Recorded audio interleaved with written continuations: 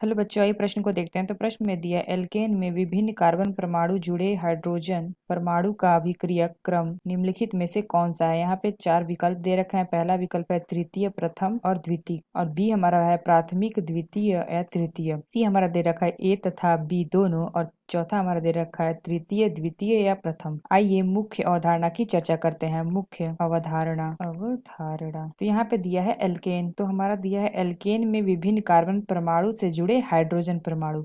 तो alkene alkene में जो हमारा कार्बन परमाणु होता है, ये हमारा कार्बन परमाणु है, इससे एक कार्बन जुड़ा हुआ है और एक कार्बन, और यहाँ पे एक कार्बन, और यहाँ पे हाइड्रोजन जुड़ा हुआ है। तो यहाँ पे जिस कार्बन से हाइड्रोजन जुड़ा है, तो ये क्या है, हमारा तृतीय है। तो यह हमारा है तृतीयक। तो अगर हम दूसरा बात करें तो दूसरे में क्या होता है, ये जो हमारा कार्बन है, और यहाँ पे एक कार्बन जुड़ा है, और यहाँ पे एक कार्बन, और यहाँ पे हाइड्रोजन, और यहाँ पे हाइड्रोजन। तो ये हमारा क्या है, यहाँ पे कार्बन पर जो हाइड्रोजन जुड़ा हुआ है, तो ये हमारा क्या है, द्वितीयक है, द्वितीयक। अगर यहाँ पे हम बात करें तो ये हमारा कार्बन है, कार्बन से एक कार्बन जुड़ा है, और यहाँ पे हाइड्रोजन जुड़ा है, ये हाइड्रोजन, और यहाँ पे एक हाइड्रोजन। यह हमारा क्या है, यह हमारा है प्राथमिक। प्राथमिक तो इसमें क्या पूछा है कि जो हमारा कार्बन है, इसमें जो ये तृतीयक, द्वितीयक और प्राथमिक है, इसमें का क्रियाशीलता का क्रम क्या होगा। तो हम हाइड्रोकार्बन की बात करें, यानी कि एल्केन की बात करें, तो हाइड्रोकार्बन में अगर हम इस बंध को अगर हम इस तोड़ेंगे तो ये कुछ इस प्रकार से टूटेगा। इसको अगर हम तोड़ते हैं तो ये कुछ इस प्रकार से बनाएगा, ये कार्बन, और यहाँ पे क्या होगा, ये कार्बन,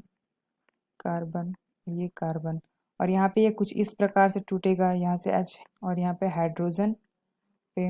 और अगर हम द्वितीय को तोड़ें तो ये कुछ इस प्रकार से टूटेगा, ये हमारा C, और ये कार्बन, और ये हाइड्रोजन, और यहाँ पे प्लस H मुक्त मूलक, और यहाँ पे अगर इसको हम तोड़ें तो ये हमारा हो जाएगा C, और ये C और H, और यहाँ पे प्लस से H। तो अगर हम इसके स्थायित्व की बात करें तो ये हमारा तृतीयक मूल मुक्त मूलक है, और ये हमारा द्वितीयक है, और ये हमारा पहला। तो अगर हम स्थायित्व की बात करें तो स्थायित्व, तो इसमें तृतीयक, तृतीयक, फिर द्वितीयक, और फिर क्या होगा, प्राथमिक। तो यहाँ पे जो हमारा तृतीयक है, यह सबसे ज्यादा स्थायी है, इसलिए यह जल्दी बनेगा। इसकी जो क्रियाशीलता है वह भी अधिक होगी, तो ये सबसे अधिक क्रियाशील होगा, यानी कि तृतीयक जो हमारा है सबसे अधिक क्रियाशील होगा, और उसके बाद जो हमारा द्वितीय है यह क्रियाशील होगा अधिक, और जो हमारा उसके बाद क्या होगा, एक, यानी कि प्राथमिक। तो अगर हम क्रियाशीलता की बात करें, क्रियाशीलता, तो जो हमारा तृतीयक है वह अधिक स्थायी है, इसलिए यह अधिक जल्दी बनेगा, इसलिए इसकी क्रियाशीलता भी अधिक होगी। तो जो हमारा तृतीयक होगा, पहले हमारा तृतीयक होगा, उसके बाद हमारा क्या होगा, द्वितीयक,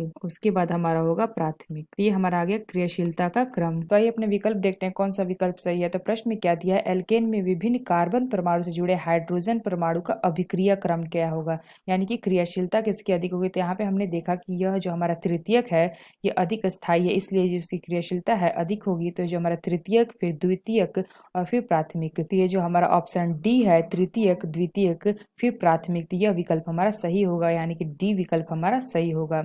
अभिक्रिया का क्रम क्या होगा, तृतीयक, द्वितीयक और प्राथमिक, तो यह विकल्प हमारा सही होगा। तो आशा करते हैं आपको समझ में आया होगा। धन्यवाद।